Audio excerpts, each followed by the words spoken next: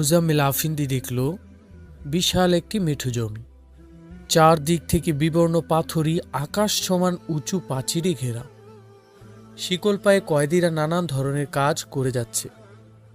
দৈত্যাকায় কয়েকটি হাবশি কাফরি লোহার ডান্ডা নিয়ে সেখানে ঘুরে বেড়াচ্ছে। কাউকে একটু আনমনা দেখলেই কয়েক ঘা বসিয়ে দিচ্ছে তার পিঠে। পর মুহূর্তে বুক চেরা আত্মচিৎকার বেরিয়ে আসছে সেই কয়েদির মুখ থেকে। কয়েদির পরনে শুধু ছিঁড়া ফাটা নোংরা জামা, শরীরের উপরের অংশ সম্পূর্ণ নগ্ন। দূর থেকেও ওদের পাঁজরের হাড়গুলো গোনা যাচ্ছিল। ওদের একমাত্র কাজ হলো জানোয়ারের মতো বেগার খাটা আর গরুর মতো মার খাওয়া। মুজাম্মেলের কাছেই একটি কয়েদি ছিল। কয়েদিটি ঘুরতেই সে আটকে উঠল। তার পিঠ জুড়ে কে যেন কাঁচি দিয়ে আছড়িয়েছে, সারা পিঠে দগদগে ঘা। মুজাম্মিল ভিতরে ভিতরে চরম এক ধাক্কা খেল। হাসান ইবনে সাবাকে হত্যা করে যদি বন্দী হতো, কোনো আফসোস ছিল না তার। হত্যা তো দূরের কথা, তার সামনেও যেতে পারল না সে। মুজাম্মিল এই ভেবে আরও কষ্ট পেল, আহা, যে ইবনে আবিদ আমাকে নিয়ে এসেছে আলমত, এদের হাতে আরও আগেই ধরা পড়েছে। কিন্তু ইবনে আবিদ যে এখন হাসান ইবনে সবার সঙ্গে খোশ আলাপে মেতে উঠেছে, তা তো মুজাম্মিলের জানার কথা নয়। মুজাম্মিলের সামনে একটি বিশাল দালান পড়ল। এটিও কালচে পাথরে নির্মিত। সেই দালানের উঁচু একটি দরজার সামনে নিয়ে যাওয়া হলো। দরজায় তালা ঝুলছে। চাবিওয়ালা প্রহরী এসে দরজা খুলতেই মুজাম্মিলকে ধাক্কাতে ধাক্কাতে ভেতরে নিয়ে যাওয়া হলো।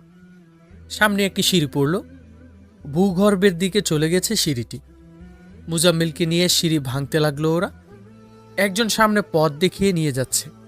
সিঁড়ি শেষ হলো একটি দেয়ালের গায়ে। সামনের লোকটি বায়ে ঘুরল। একটু যাওয়ার পর আরও ৫-৬টি সিঁড়ি বেয়ে নামলো ওরা। সুরঙ্গের মতো গলি পথ ধরে চলতে লাগলো। মুজাম্মিলের মনে হলো ওরা তাকে পাতালে নিয়ে গিয়েও রেহাই দেবে না। কতবার যে ডানে বামে তাকে ঘোরানো হলো, সে হিসেব ভুলে গেছে অনেক আগেই সে। অবশেষে তাকে যেখানে নিয়ে যাওয়া হলো, সেখানে রয়েছে দুদিক থেকে কামরার সারি। প্রতিটি কামরার সামনে ভেতরে এবং গলিমুখে মশাল জ্বলছে। মুজাম্মিলকে একটি অন্ধকার কামরার সামনে নিয়ে যাওয়া হলো। ভেতরে মশাল জ্বলছে ঠিক, কিন্তু মশালের আলো চারদিক আরও ভুতুরে করে তুলেছে। মুজাম্মিলের মাথার চক্কর দিয়ে উঠল, দম আটকে আসতে লাগলো। মনে হলো কাছেই কোনো লাশের নাড়ি ভুঁড়ি খুবলে খাচ্ছে মাংসাশী কোনো প্রাণী। তার পা সেখানেই আটকে গেল। পেছন থেকে তার কোমরে দশা সই করে একটি লাথি মারল। পাথরের খটখটে মেঝেতে মুখ থুবড়ে পড়ে গেল মুজাম্মিল। তার নড়াচড়ার শক্তি নিঃশেষ প্রায়। তাকে এবার জানোয়ারের মতো ঘেঁষটাতে ঘেঁষটাতে নিয়ে যেতে লাগলো ওরা। যেই দুই লোক ওকে নিয়ে এসেছে, কয়েদখানার বাইরে তো ওরা মানুষের মতোই আচরণ করে, কিন্তু কয়েদখানায় ঢুকতেই ওরা জন্তু বনে গেছে। মুজাম্মিল ডানে বামে তাকিয়ে দেখল প্রতিটি কামরায় লোহার গারদের ভিতরে ৩-৪ জন করে জীবন্ত কঙ্কাল। সে ভেবে পাচ্ছিল না এই লোকগুলো কি করে নিজ পায়ে দাঁড়িয়ে আছে।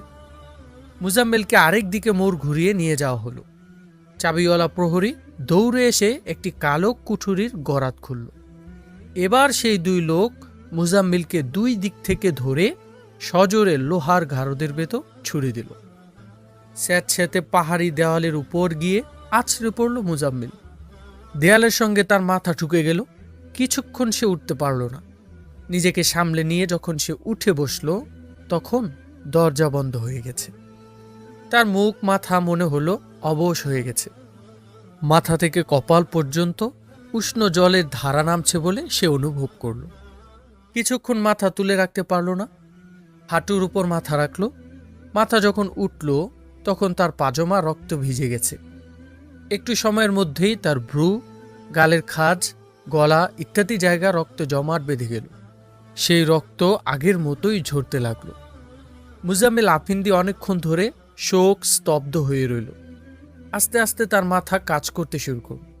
স্মরণ করতে চেষ্টা করল এই কালো কুঠুরি পর্যন্ত কিভাবে পৌঁছেছে সে। ধীরে ধীরে পরিষ্কার হয়ে উঠল সে চরম ভুল করেছে। তাদের সহজ ফাঁদে পা দিয়েছে সে। ইবনে আবিদ তাকে হাসতে হাসতে এই মরণ ফাঁদ পর্যন্ত নিয়ে এসেছে। নিজেকে সে ধিক্কার দিল যে হাসান ইবনে সাবার সাধারণ এক চেলার কাছে হেরে যায়, সে কি করে হাসান ইবনে সাবাকে হত্যার দুঃসাহস দেখালো। তার আহমদ আউজালের কথা মনে পড়ল। আহমদ আউজাল বলেছিল, সুলতান মালিক শাহ ও নিজামুল মুলক হাসান ইবনে সাবার হাতে নিহত হতে পারেন, কিন্তু তাকে হত্যা করতে পারবেন না। সে আরও শঙ্কিত বোধ করল, সুলতান ও নিজামুল মুলক জানেনই না যে হাসান ইবনে সাবা এখন কত বড় শক্তির অধিকারী। তার একটু আবেগ দেখেই সুলতান ও উজির আজম তাকে হাসান ইবনে সাবাকে হত্যা করতে পাঠিয়ে দিয়েছে। হাসান ইবনে সাবাকে তারা এতই মামুলি লোক ভেবেছিল, যে এলাকাতেই হাসান ইবনে সাবা যায় সে এলাকায় লোকদের হৃদয়ে রাজত্ব কায়েম করে সে। অবিরাম ঝরে যাচ্ছে রক্তের ধারা, লোহার গারদ ধরে কোনো মতে উঠে দাঁড়ালো সে। গলা শুকিয়ে চৌচির হয়ে গেছে তার, কিন্তু সেখানে তাকে এক ঢোক পানি দেওয়ার মতো কেউ ছিল না।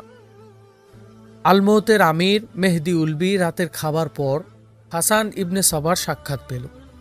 প্রহরীরা তাকে সসম্মানে বসিয়ে জানালো, ইমাম এখন ইবাদতে নিবিষ্ট, কিছুক্ষণ পর বাইরে আসবেন। হাসান যে ইবাদতে নিবিষ্ট ছিল তা হল মদ পান ও 2 রূপবতী মেয়েকে রসে বশকরণ কর্ম। তাকে জানানো হলো আলমৌতের আমির এসেছেন।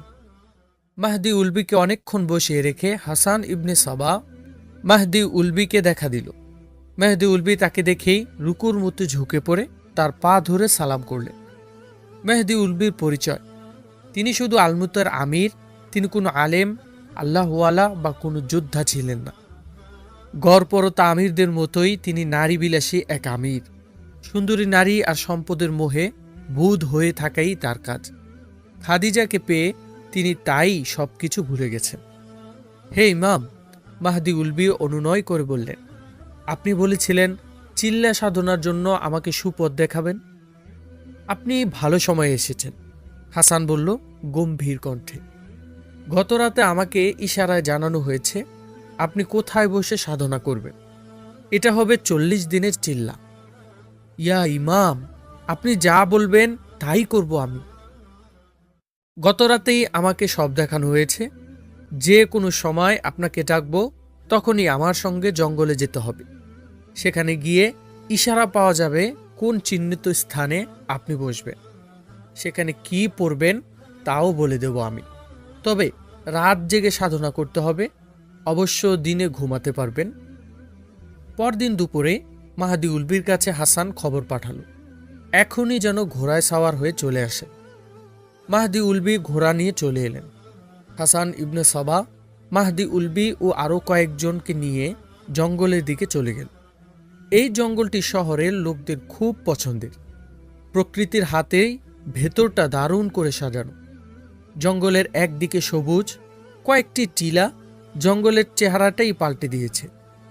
হ্যাঁ, এই জায়গা। একটি জায়গাকে দেখিয়ে হাসান ইবনে সাবা বলল, তবে আপনার তাঁবু কোথায় পাওয়া যাবে সে ইশারা এখনো পাওয়া যায়নি। একটি কবুতর উড়ে আসবে, কবুতর যেখানে বসবে সেখানেই আপনার তাঁবু ফেলা হবে। চিল্লাও পুরো করবেন সেখানেই। আকাশের দিকে তাকিয়ে হাসান ইবনে সাবা বলতে লাগলো, বলে দিন আল্লাহ, বলে দিন, হে আল্লাহ আপনি বলে দিন। অনেকক্ষণ কেটে গেল। মেহদি উলবি চরম অস্থির হয়ে উঠলেন। কোনো পাখি দেখলেই কবুতর বলে চিৎকার করে উঠতেন। তারপর হতাশ হয়ে দেখছেন সেটি কবুতর নয়। ওই যে দেখুন, ওটা নিশ্চয়ই কবুতর হবে, একজন বলে উঠল। সবাই দেখল, হ্যাঁ কবুতরই, তবে অন্যান্য পাখির মতো উড়ে আসছে না, মাটির দিকে নেমে আসছে। কবুতর উঠছে না, গড়িয়ে পড়ছে, সেটা দেখার কারো ধৈর্য নেই তখন। কবুতর আসছে এটাই বড় কথা। কবুতর অবশেষে এক জায়গায় নামল এবং একদিকে হেঁটে গেল। এখানেই তাঁবু ফেল। হাসান ইবনে সাবা কবুতর নামার স্থানে পা রেখে মাহদি উলবিকে বলল, আর আপনার পাশে প্রহরীদের একটি তাঁবু থাকবে। ধীরে ধীরে শেষ খবর ছড়িয়ে পড়ল, আলমৌতের আমির দুনিয়াবিমুখ হয়ে ঋষি পুরুষ হয়ে গেছেন। নির্জন জঙ্গলে তাঁবু ফেলে দিন রাত তিনি আল্লাহ আল্লাহ করেন। তবে তার তাঁবুর কাছে ধারে কাউকে যেতে দেওয়া হয় না। তাঁবুর চারদিকে সবসময় কয়েকজন করে প্রহরী থাকে। ওরা কাউকেই তাঁবুর পাশে ঘেঁষতে দেয় না। কবুতর যেখানে নেমেছিল সেখানে একটি জায়নামাজ বিছানো হয়েছে। সূর্যাস্ত হতেই মাহদি উলবি জায়নামাজে বসে যান এবং হাসান ইবনে সাবার শেখানো মন্ত্র জপতে শুরু করেন। হাসান ইবনে সাবা মেহদি উলবিকে শক্ত করে বলে দিয়েছেন, প্রথম 2 দিন 2 রাত শুধু পানি ছাড়া অন্য কিছু গ্রহণ করা যাবে না। নিজের প্রয়োজনীয় সব কিছু ভুলে যেতে হবে। 2 দিন এভাবে কাটাতে পারলেই জঙ্গলের বৃক্ষ মেহদি উলবির সামনে সিজদায় লুটিয়ে পড়বে। জঙ্গলে পায়চারির সময় মেহদি উলবি যদি বাঘের সামনে পড়ে যায়, বাঘও সসম্মানে তাকে রাস্তা দিয়ে দেবে। 3য় দিন আমি স্বয়ং এখানে আসব, জায়নামাজে কিছুক্ষণ বসে মোরাকাবা করব, তারপর বলবো এই চিল্লা আপনাকে কি দেবে। হাসান মেহদিকে এভাবেই বলে যায়। মেহদি উলবিকে একথা বলার কেউ নেই যে জঙ্গলের গাছের টিলার উপর হাসান ইবনে সবা তার এক লোককে একটি কবুতর দিয়ে প্রয়োজনীয় নির্দেশ দিয়ে পাঠিয়ে দেয়। লোকটি কবুতরের দুদিকের পাখনা চিকন সুতা দিয়ে বেঁধে দেয়। সেটি তার বেশি দূর উড়ে যাওয়ার উপযুক্ত থাকে না। লোকটি সময় মতো কবুতরটি জোরে উপরে ছুড়ে দিলেন। কবুতরটি পাখা ঝাপটিয়ে উড়ে সামনে যেতে পারল না, সোজা নেমে গেল জঙ্গলের দিকে। অলৌকিক কোনো কিছু দেখার উত্তেজিত স্নায়ু নিয়ে দাঁড়িয়ে থাকা মেহেদির পূর্ণ মনোযোগের কেন্দ্র অলৌকিক পুরুষ হাসান ইবনে সবার দিকে তখন। এ অবস্থায় কবুতরের বিধিমালার কথা তো মেহেদির বুঝার কথা নয়। হাসান ইবনে সবার এক চেলা মেহদি উলবির তাঁবুর বাইরে থেকে শুধু পানি সরবরাহ করত। পানির সঙ্গে থাকত হাসিস। প্রথম দিনের পর সেই হাসিসের মাত্রা আরও বাড়াতে লাগল। 2 দিন যাওয়ার পর হাসান ইবনে সবা তাকে ওটের দুধ পানের অনুমতি দিল, তবে শুধু দুধই, অন্য কিছু নয়। আর গোসল ও অন্যান্য প্রয়োজনে কাছের নদীতে যেতে পারবে।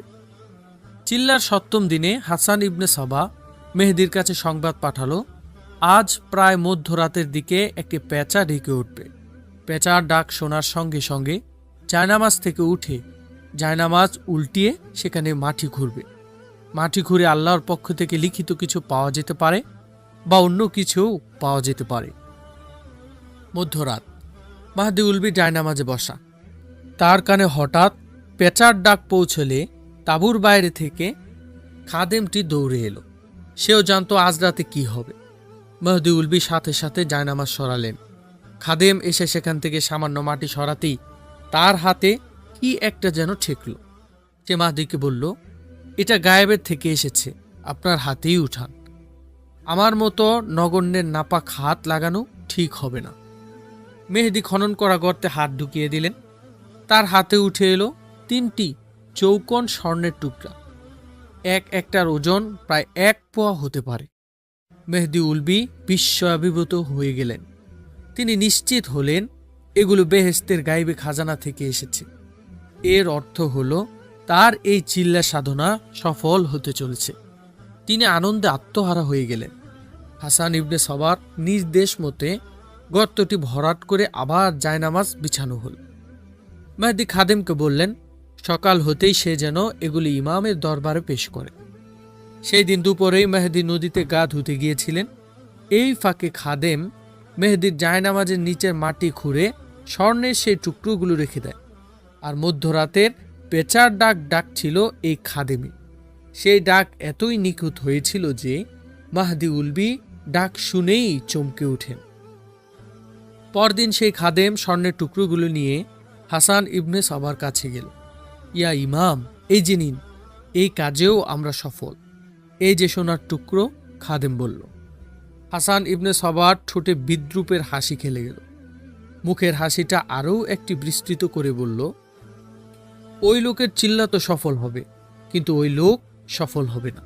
সে চিল্লার সাধনা যেদিন শেষ করে সেদিনই আলমত নামক দুর্গ শহরটি হবে আমাদের। তুমি ফিরে যাও, তার পরবর্তী ধ্যান জপ শুরু করতে বলো। বড় একটি মসজিদ আছে আলমত শহরে। লোকেরা এই মসজিদেই নামাজ পড়ে থাকে। মসজিদের খতিব যিনি, তাকে সবাই ডাকে ইমাম শামি বলে। দূর দূরান্ত পর্যন্ত লোকেরা ইমাম শামীকে স্মরণ করে শ্রদ্ধা করে। কয়েক বছর আগে ইমাম শামী হজ করতে গিয়ে কাবার সেবাতে মক্কাতেই রয়ে যান। একদিনের জন্য লোকেরা তাকে ভুলতে পারেনি। তাদের ধারণা তারা ইমাম শামীর মতে এত বড় একজন আলেমের সংস্পর্শ থেকে বঞ্চিত। মসজিদে কয়েকজন খতিব আছেন, কিন্তু অশীতিপর বৃদ্ধ ইমাম শামীর সিকি ভাগ জনপ্রিয়তাও তিনি পাননি। যে রাতে ইমাম উলবির পেঁচার ডাক শুনে স্বর্ণ আবিষ্কারের ঘটনা ঘটে, সে রাতেই হঠাৎ ইমাম শামী আল-মৌত পৌঁছেন। ফজরের সময় শহরের লোকেরা ইমাম শামীকে মসজিদে দেখে প্রকাশ্যেই উল্লাস বোধ করেন। লোকেরা তো তাকে নিজের পীরের চেয়েও বেশি আস্থাভাজন মনে করত। শুধু সিজদা ছাড়া সবকিছুই করত তাকে শ্রদ্ধাস্বরূপ। সূর্য ওঠার আগেই তারা শহরে ছড়িয়ে পড়ল তাদের প্রিয় ইমাম এসেছেন। শহরের লোকেরা তাকে দেখে যেমন আনন্দিত হলো, তিনি শহরের লোকদের দেখে ততটাই বিস্মিত হলেন। ফজরের সময় মসজিদে লোকের উপস্থিতির সংখ্যা দেখেই তার মনে প্রথম খটকা লাগে। নামাজের পর তার সঙ্গে সাক্ষাতের জন্য লোকেরা ভিড় জমালো। তিনি তখন শীর্ষস্থানীয় দুইজন মুসল্লিকে জিজ্ঞাসা করলেন, মুসল্লি এত কম দেখছি কেন? জবাবে তিনি বেশি কিছু জানতে পারলেন না, শুধু এতটুকু জানলেন শহরে আরেকজন ইমাম এসেছেন, যিনি কখনো মসজিদে আসে না, তবে শোনা যায় ঘরে সব সময় ইবাদতে মগ্ন থাকে। আর লোকে তাকে শুধু ইমামই নয়, নবীও মানতে শুরু করেছে। ইমাম শামী নীরব রইলেন, কাউকে কিছু জিজ্ঞাসা করলেন না, কোনো অনুসন্ধানেও গেলেন না। তিনি সিদ্ধান্ত নিলেন শহর প্রধান মেহেদী উলবির কাছে যাবেন, তাকেই জিজ্ঞাসা করবেন মসজিদকে পরিত্যক্ত করে কোনো মুসলমান কি আল্লাহওয়ালা হতে পারে? শহরে এসব কি হচ্ছে? মেহেদী উলবি বিশেষ ইবাদত গুজার না হলেও ইমাম শামীকে সবচেয়ে বেশি শ্রদ্ধা করতেন। প্রশাসনের যে কোনো ব্যাপারে তার কাছ থেকেই পরামর্শ নিতেন। সাক্ষাৎ প্রার্থীরা বিদায় নিলে তিনি মেহেদী উলবির বাড়ির দিকে রওনা দিলেন। মেহেদী উলবির 2 স্ত্রী, ছেলে 2 জন, মেয়ে 3 জন। ছেলে মেয়েগুলো ছোট ছোট। এই ঘরে তার বেশ কদর রয়েছে। ইমাম শামীকে দেখে মেহেদীর স্ত্রীরা খুব খুশি হল। তিনি জিজ্ঞাসা করলেন মেহেদী উলবি কোথায়? তাদের চেহারা নিমিষেই কালো হয়ে গেল, তাদের মুখ দিয়ে কথা বের হলো না। কি হলো, ব্যাপার কি? ইমাম শামীর গলায় পেরেশানি। মেহেদীর স্ত্রীরা ইমাম শামীকে যত্ন করে বসার ঘরে বসালো। আমিরে শহর ঘরদোর ছেড়ে জঙ্গলে বাস নিয়েছেন। মেহেদীর বড় স্ত্রী বলল, 7 দিন হয়ে গেছে, শুনেছি 40 দিন পূর্ণ করবেন। এই পথে তাকে কে নিয়ে গেল? ইমাম শামী ক্ষুব্ধ কণ্ঠে জিজ্ঞাসা করলেন। শহরে একজন ইমাম এসেছে, লোকেরা দিন দিন তার শিষ্য বনে যাচ্ছে। তার সঙ্গে অসম্ভব সুন্দরী কিছু মেয়ে এসেছে, এদেরকে মনে হয় বেহেশতি হুর। বড় স্ত্রী বলল। মোহতারাম খতিব, ছোট স্ত্রী বলল, শহরের আমির তার শিষ্য বনে গেছেন। এটা আর গোপন নেই যে ওই হুরের মতো এক মেয়ের জাদুতে পড়েছেন তিনি। তার কথা শুনলে বলবেন যে আল্লাহ খোদা তিনি ভুলে গেছেন। ওই লোক যার নাম হাসান ইবনে সবা, তাকে তিনি শুধু ইমামই নয় নবী বলেও মেনে নিয়েছেন। হাসান ইবনে সাবা? ইমাম শামী চমকে উঠে বললেন, ওই লোক এখানে পৌঁছে গেছে? মদিনায় শুনেছিলাম তার কথা, কিন্তু সে এত বড় বুজুর্গ বলে তো শুনিনি। শুনেছি দুনিয়ায় আরেকবার মানুষরূপী সাক্ষাৎ শয়তান এসেছে। মেহেদী উলবির মতো বুদ্ধিমান এক লোককে এই শয়তানই পারে ইবাদতের নামে জঙ্গলে চিল্লা সাধনা করাতে পাঠাতে। ইমাম ইবাদতের নির্দেশ দিয়েছে, সন্ন্যাসবাদ বা বনবাসের নয়। এসব করা হয় নিজের কুবাসনাকে চাঙ্গা করার জন্য। আমিরের শহর বুদ্ধিমান বা পরহেজগার যাই হোক, হাসান ইবনে সবাই তাকে চিল্লা সাধনার মতো বিপথে পাঠিয়েছে। বড় স্ত্রী বলল, না না, শুধু হাসান ইবনে সবাই নয়, তার নিজের প্রবৃত্তি তাকে বিপথে নিয়ে গেছে। মানুষ যখন প্রবৃত্তির দাস হয়ে যায়, তখন সে এ ধরনের মিথ্যা অবলম্বনই তালাশ করে। যাই হোক, আমি ওখানে যাচ্ছি, আমিরের শহরকে ফিরিয়ে আনার চেষ্টা করব। না না, আপনি সেখানে যাবেন না, সেখানে প্রহরা নিয়োজিত আছে। আমিরের শহরও নির্দেশ দিয়ে রেখেছেন, যেখানে তিনি সাধনা করছেন সেখানে কেউ যেন না যায়। কেউ গেলে দূর থেকেই যেন তাকে তীর মারা হয়। আমিরের শহর আরও 2জন রূপসী মেয়ে আনতে চাচ্ছেন। মেহেদীর ছোট স্ত্রী বলল, এটা তো দোষের কিছু না, তিনি আরও 2জন স্ত্রী আনতে পারবেন, ফুল চন্দন দিয়ে 2জনকে বরণ করুন। কিন্তু তিনি যে ওই নতুন ইমামের ধোকায় পড়েছেন, নইলে শহরে কি আমিরের শহরের জন্য সুন্দরী মেয়ের অভাব পড়েছে? মোহতারাম ইমাম, মেহেদীর বড় স্ত্রী বলল, ওনাকে ফিরিয়ে নিয়ে আসুন। আমরা ধন সম্পদ চাই না, আমাদের স্বামীকে দেখতে চাই। আমি হাসান ইবনে সবার ওখানে যাচ্ছি। প্রথম দেখব এই লোক আসলে কি এবং কাজ কি তার, তারপর দেখব তার বিদ্যার দৌড় কতটুকু। ইমাম স্বামী বললেন ধীর গলায়।